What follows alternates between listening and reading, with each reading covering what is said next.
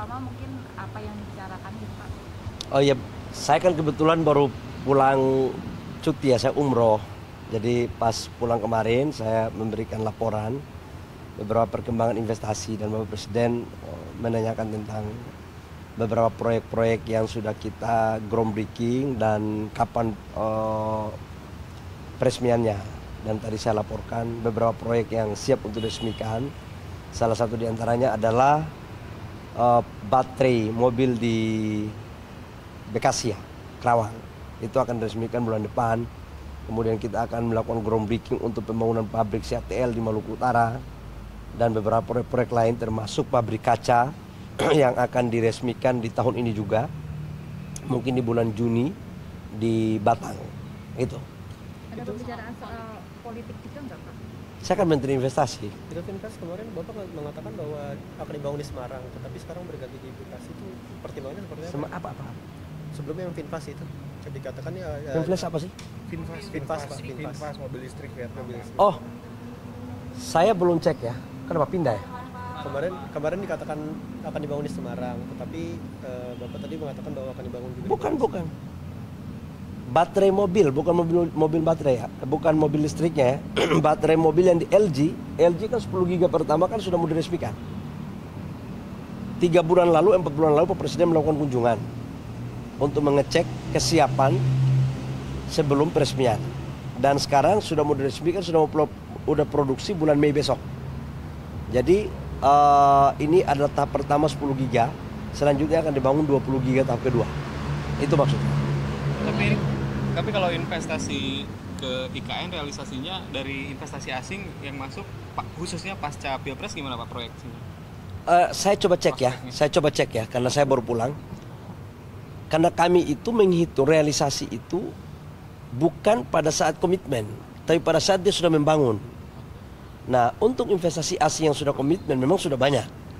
Tapi realisasinya dalam waktu pasca Pilpres itu belum terimplementasi. Jadi mungkin tunggu begitu penetapan MK, penetapan KPU, baru kami akan mendorong percepatan realisasinya di IKN. Tapi kan sebagai politisi dan juga kader Golkar gak ada omong soal politik sama sekali gitu sama Pak Presiden? Ya ngomong-ngomong ringan aja. Ya kondisi pasca politik yang adem, bagus gitu kan. Karena ini kan doa seluruh rakyat Indonesia bahwa ada dinamika biasa saja, gitu-gitu aja.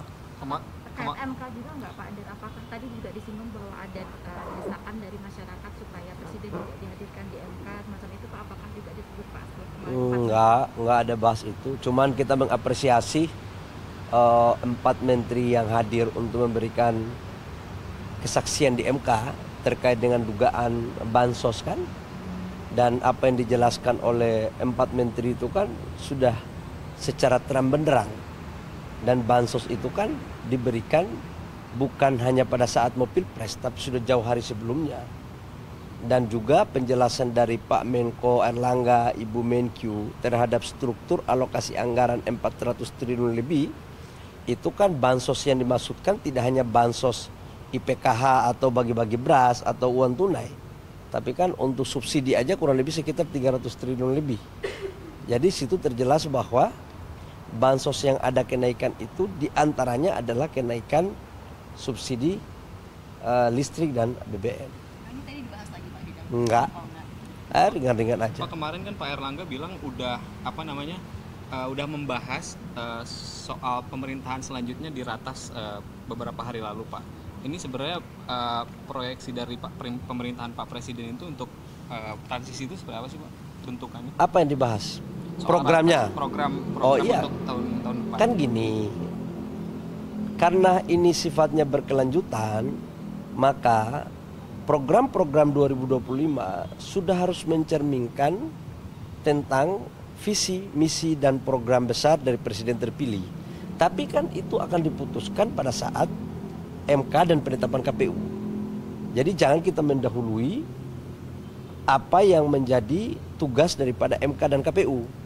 Tapi bahwa ancang-ancang besar, garis besarnya mungkin saja itu sudah dimasukkan. Kalau untuk soal pembentukan kabinetnya dibahas juga sama Pak Presiden nggak? Enggak, itu karena prerogatif Presiden terpilih. Kan Pak Presiden Jokowi itu memberikan, Pak Presiden Jokowi ini kan sudah 2 kali menjadi presiden, tahu mana hak prerogatif presiden terpilih dan mana yang bukan. Tapi Bang Ara bilang ada kemungkinan Pak Presiden itu jadi penasehat khusus Pak Prabowo gitu loh Pak. Ya semua kemungkinan itu kan bisa terjadi. Yang namanya kemungkinan kan semua terjadi selama dalam kerangka konstitusional. Pak Bahlil, Bu Mega tuh bilang kalau Pilpres 2024 itu bisa dikategorikan kecurangan TSM, ditambah ada motif nepotisme dan penyalahgunaan kekuasaan presiden. Itu dibilang Bu Mega lewat tulisannya di Harian Kompas.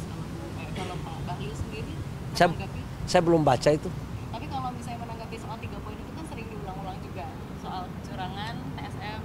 Kalau nepotisme itu kan disampaikan oleh Prof. Edi ya di dalam kesaksian di MK, luar biasa sekali itu. Itu kan masuk dalam kategori pidana kalau tidak salah ya. Tidak cocok untuk dimasukkan dalam kasus sengketa pemilu. Itu menurut Prof. Edi. Aku kan bukan orang hukum. Yang kedua apa lagi? Mempergunakan kewenangannya apa? Penyalahgunaan kekuasaan TSM dan nepotisme. Selama itu bisa dibuktikan monggo saja. Tetapi ini kan masih dugaan. Ya namanya duga, kita juga jangan seuzon. Kita boleh juga kita apa ya istilahnya, boleh berpikir tapi jangan kita memvonis orang. Biarlah pengadilan yang akan memutuskan. Kita hargai apa yang sedang bergulir di pengadilan sekarang. Tapi Pak Bahlil melihat ada 3 poin itu nggak selama Pilpres 2024? Nggak ada. Masa Mas Gibran nggak boleh jadi wapres hanya karena bapaknya presiden? Dari mana? Jadi Emang ada aturan yang mengatakan bahwa anak dari seorang presiden nggak boleh jadi wapres atau jadi presiden? Kalau itu ada, oke. jadi tuntutan Kan tidak ada juga yang mengatakan bahwa anak gubernur nggak boleh anaknya itu jadi gubernur atau wakil gubernur. Nggak ada juga kan. Hak warga negara selama dia itu memenuhi syarat. Dan syaratnya kan sudah dipenuhi. Keputusan MK sudah ada. Dan dia punya pengalaman. Di mananya yang kita harus melakukan kemampuan Mas Gibran. Teman-teman banyak berpikir bahwa Mas Gibran dalam debat kandidat wapres akan dikalahkan oleh 2 kandidat lainnya. Ternyata dikasih KO di putaran pertama. Jadi hal-hal lain banyak yang kita tidak duga yang memang Mas Wapres ini sebuah kader yang berproses menurut saya ya. Karena itu dibuktikan dengan kemampuan dia dalam menyampaikan program dan pikiran-pikiran besarnya. Jadi tuntutan diskualifikasi dari pihak-pihak yang bersengketa itu kurang sulit terwujud ya Pak? Ya nanti dilihat diputuskanlah di hakim. Saya bukan hakim Pak. Yang bahaya nanti kalau kita mendahului kewenangan hakim kan bahaya. Ya. Bang, Kalau terkait pemanggilan presiden, usulan pemanggilan presiden tadi gimana Pak tanggapan Pak Bahlil? Karena kan memang di sidang MK ini sebenarnya kan cawe-cawe presiden. Udahlah terlalu lebay. Kalian bilang bahwa bansos tidak ada di anggaran setelah dijelaskan begitu Kalau baru usulan bingung. Pak, usulan presiden Siapa yang usulannya siapa? Polisi sipil. dari apa? koalisi sipil Pak. Ya tergantung hakim konstitusi aja apa yang diputuskan. Tapi saya yakin terlalu jauh lah itu.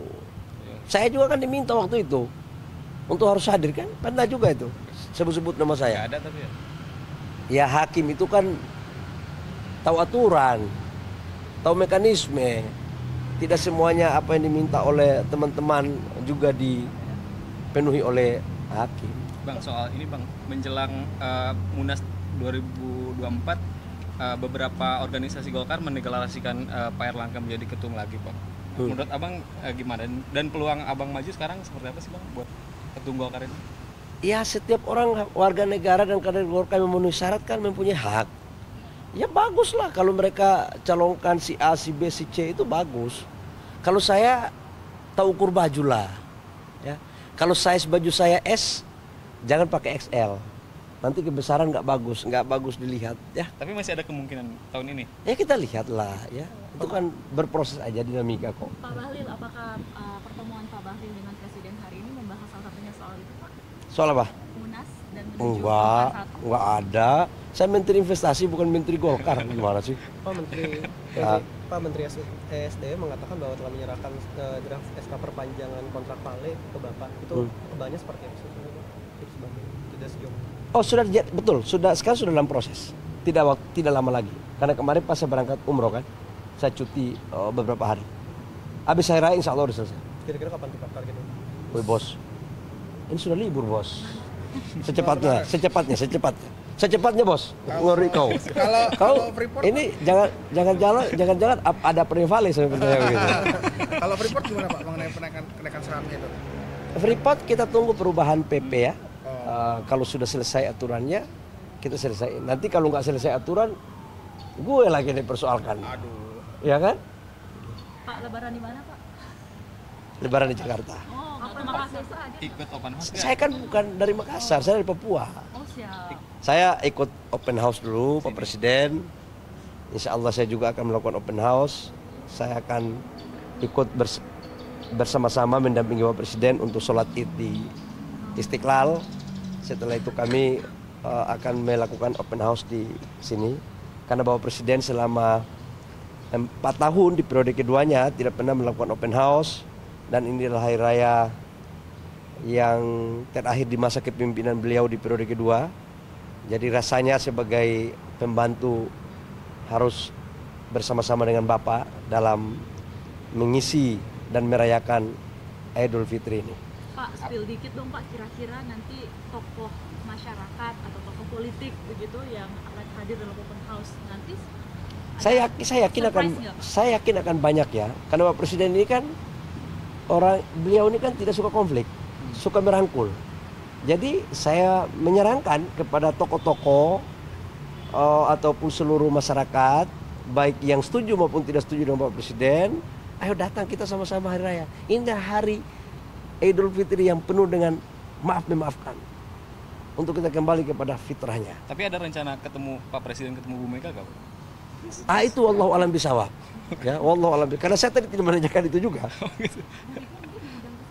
Ada Ya, mereka dua kan sesama tokoh bangsa. Ini kan bapak ibu tokoh-tokoh bangsa ini kan kantornya juga di sini.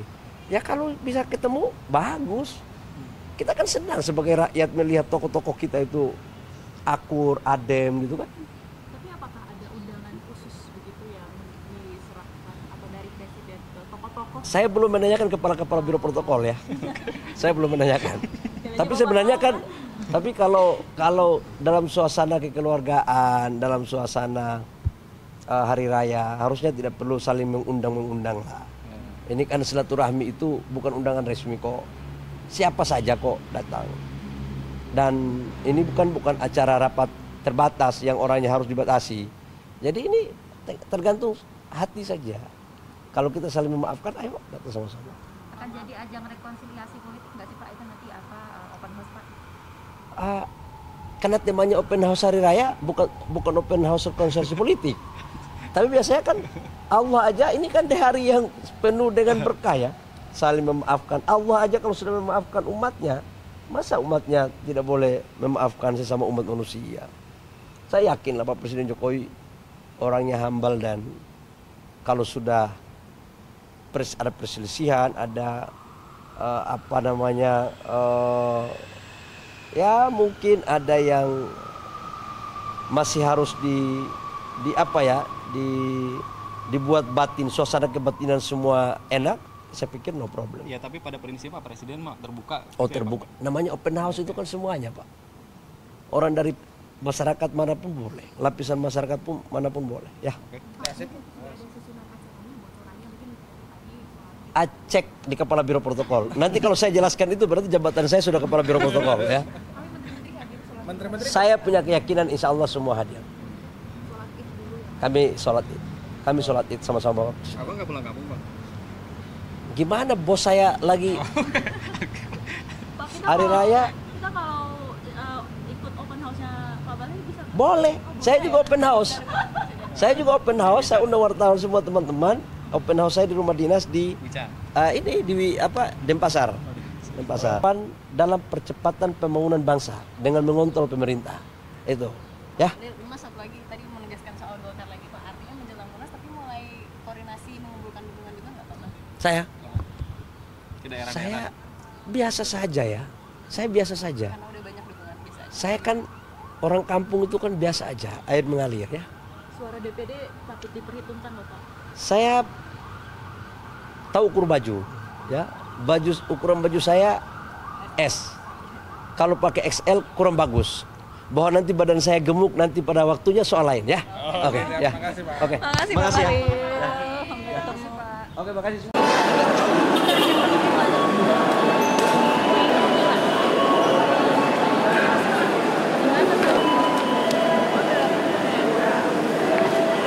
Jadi berhubungan dari stasiun akhir Lampung, berkaitan dengan stasiun Lampung jam, tapi kalau ada stasiun akhir Lampung.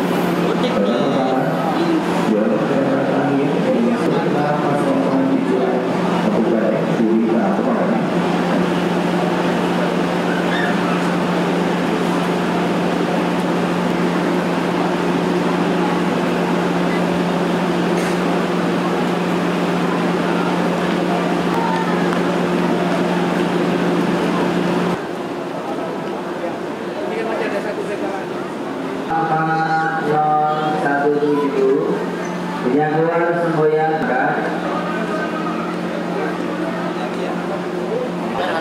Pintu berdiri siapkan hadir di jalur 4 dari arah selatan. Lokomotif akan melalui Alfa.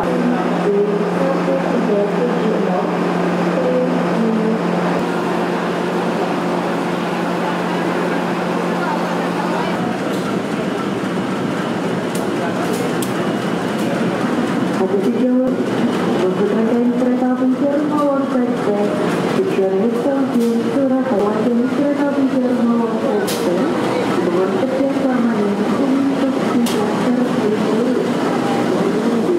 Jaringan kereta api Jerman Express dengan ada di jalur 1 maksudkan dengan kereta api Jerman Express.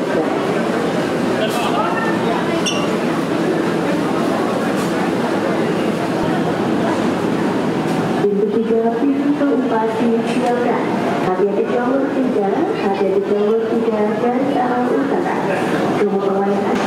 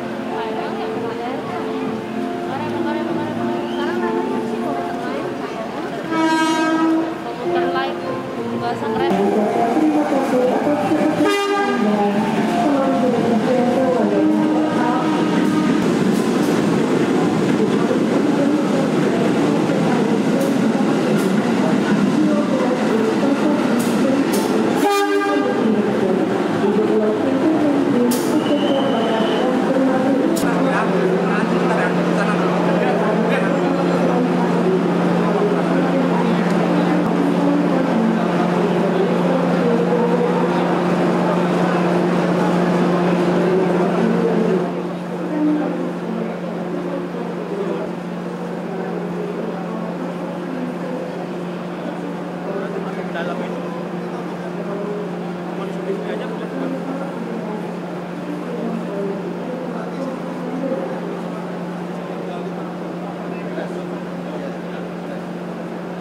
tentunya yang tadi kan kalau